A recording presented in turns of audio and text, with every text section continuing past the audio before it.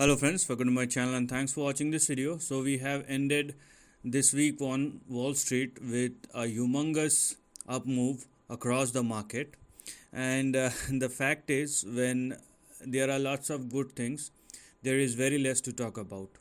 Okay, so that's something which we need to understand, but the important question over here is whether this rally is sustainable or not, because if it turns out to be a one day wonder, then one will wonder what will happen going forward. So this is something which we are going to look at. So let's start analyzing what has happened in the last 1 week as far as Wall Street is concerned, and what will probably happen in the upcoming week as far as the overall US market. But before that, if you haven't yet subscribed my channel yet, just hit on the subscription button. Also hit on the notification bell along with the all button to get my updated video notification. So let's start with the important headlines. First, the US payroll rose in the last 2 or 3 months, so which we can clearly see. So it is in 100,000. So in the month of April it is 165. Then in the month of so this is past data. So in the month of March, which comes in April, 165, then 294, and for the month of May it is 339. So month on month there has been a substantial increase. So what does it mean? That does it also means that interest rate will rise even from this level, because a strong economic data always push the interest rate, or there is less chance that they are going to decrease the interest rate, okay, as far as the economic data is concerned. And we will go through the Fed rates as well, or what the Fed members are saying in the next or in the upcoming meeting. Let's leave it to them. I am not somebody who is going to project the terminal rate and keeps on going wrong for the last couple of months. So rather wait for the actual data and go with the data which is available in the market. Apart from that, we are going to talk about the stock market moving forward in this video with the help of chart. Let us see what else do we have as far as the important news is concerned. Yes, everybody knows that Nvidia becomes the first $1 trillion company in chip making. Apart from that, what else do we have here? Let's see. You don't find much of a reason which will describe the market, or which will tell you why the market is rising, what's the reason behind it. Okay, that's why I always say, when buying is more than selling, market will go up, or vice versa. Don't try to, sometimes you must believe in what is happening rather than working with your analytical mind, or keep pushing your mind beyond a certain point. There is no reason to try and find out each and everything. You will hurt yourself, and you will make your brain dry, nothing else. Apart from that, okay, let's leave it to Elon Musk and its Dogecoin lawsuit. And Zuckerberg unveils Meta Quest 3 VR headset. Those who are interested in these kind of gadgets, they have obviously looked into it. And do we have anything? No. You can clearly see, when market is bad, you will see lots of analysis, and that's what I have said. When market is good, you hardly find any reason for that. And as far as the debt ceiling is concerned, the bill is passed. So okay, if it does not pass, so the Federal Reserve has lots of other ways to do that. Okay, I mean, for the sake of terminology, or for the sake of the technical words, you may call it as a default, but on the same time, if you are looking at the actual data, or what is happening as far as the overall US economy and their debt to GDP, all those ratios are concerned, they will tell you a completely different story. So that's also something which one must look at. Okay, so these are some of the things. Now let's go to the market section and let us see what has happened and what will probably happen. So Dow Jones risen the most, so it means the industrial stocks performed well. So Dow Jones up by 2.12% or 700 points, NASDAQ up by 1%, and combined impact on S&P 500 risen to 4282 or 61 point higher, 1.5%. Gold down by 1.5%. Oil is flat at 71. US 10-year yield is flat at 3.7. It's been trading in between 3.4 to 3.8 for the last couple of weeks as far as I remember. Apart from that, yes, this is something which one must look at. After all these weeks, I'm analyzing the US market on weekly basis. I mean, I'm not talking about the stock, but the overall market summary on weekly basis. You can clearly see there is a substantial amount of uncertainty which is clearly visible in the market, because all the yields, all the government yields from 1 month to 1 year is trading above 5%. Now it is good that the 1 year yield and the 1 month yield is trading both at 5.25%.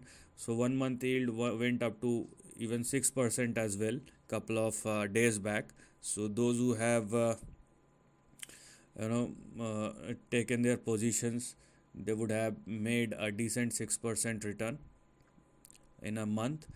And US dollar index has started moving higher. So these are some of the things which we are going to look at moving forward. So let's start with the bond yield chart, and let us see what is happening as far as the dynamic bond yield chart, because this will tell you the story.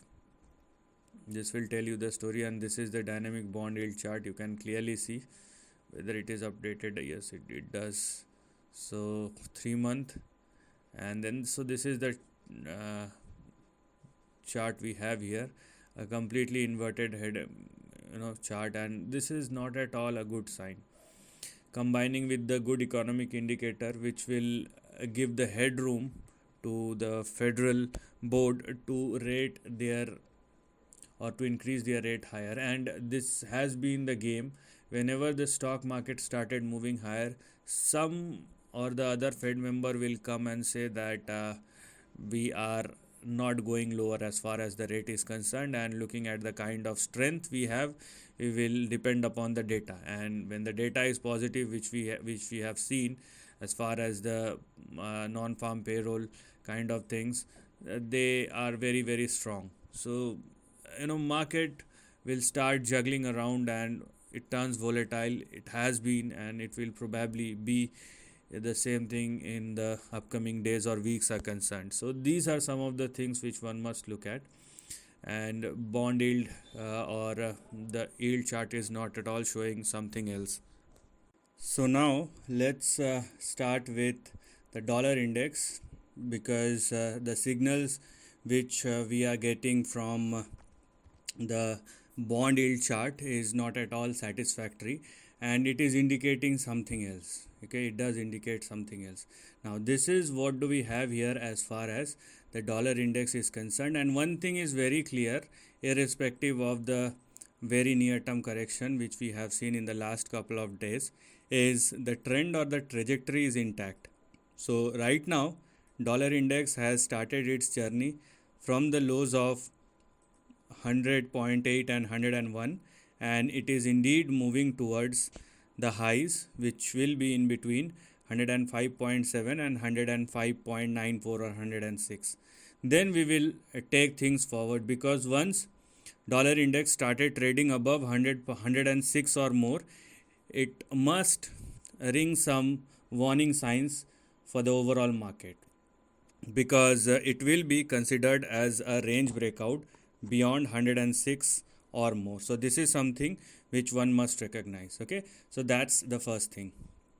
Apart from that, as I told you, the bond yield chart or the overall bond yield chart or the individual chart, in the next 1 year, the market is indeed thinking that there will be high uncertainty which is still there in the market, and the 6-month yield is now trading at 5.5.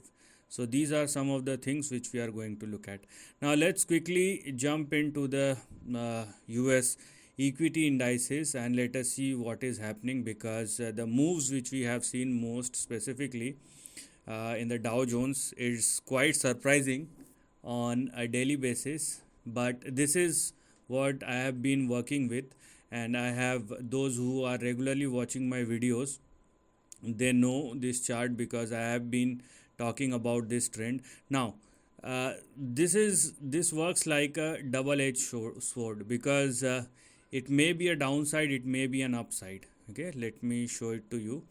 So this is what do we have here. I will just connect the dots. I'm not going to do anything by my own. I'll just connect the dots, and it may turn out to be a very big breakout, or it may turn out to be a big downside from here. Both things can happen. Let me explain you why and how. So this is how the overall chart looks like right now, and you can clearly see what or how the price chart is moving. So here we are, focus on this level, which is 34,189, or let's say 34,200, add 11 more points. Now there may be two things. If you are looking at this chart right now, it may looks like an inverted head and shoulder. This is one thing. Or at the same time you can look like this, 1 2 3 4, and the fifth is still pending. So there is a probability for both things can happen. So it is up to you how you are going to plan your trade. So it is better to wait for Dow Jones to sustain above 34,200. I'm talking about sustainability. Breakout will not be enough. Okay, sustainability will be the most important thing to happen. Otherwise it is just turning out as a dead cat bounce, and from here, once the breakdown start, it will wash the entire market. It will wash away the entire market. That's going to be very serious. So if you are if you want to take trade, just wait and watch what is happening. Okay, and then take the decisions. I'm not in a favor of breakout only. I require a sustainable trend, and for that we must have an observation on the market, or we have to keep a close eye on the overall market. Now let's talk about the NASDAQ. No doubt has started performing much early.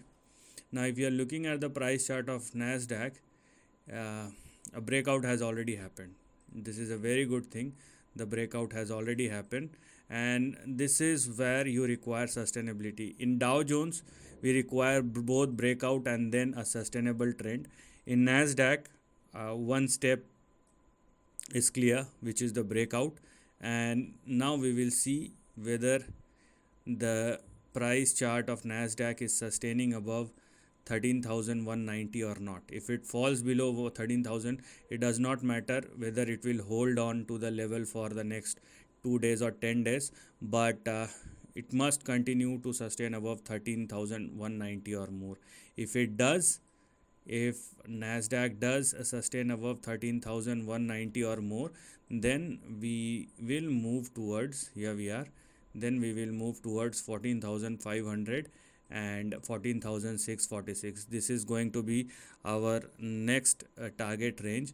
But if it does not, if somehow NASDAQ unable to sustain above 13,190 and it falls below 13,190, then it will be a very dangerous sign, because things can turn in a matter of couple of days. So this is something which we must look at. So work with a very strict stop loss.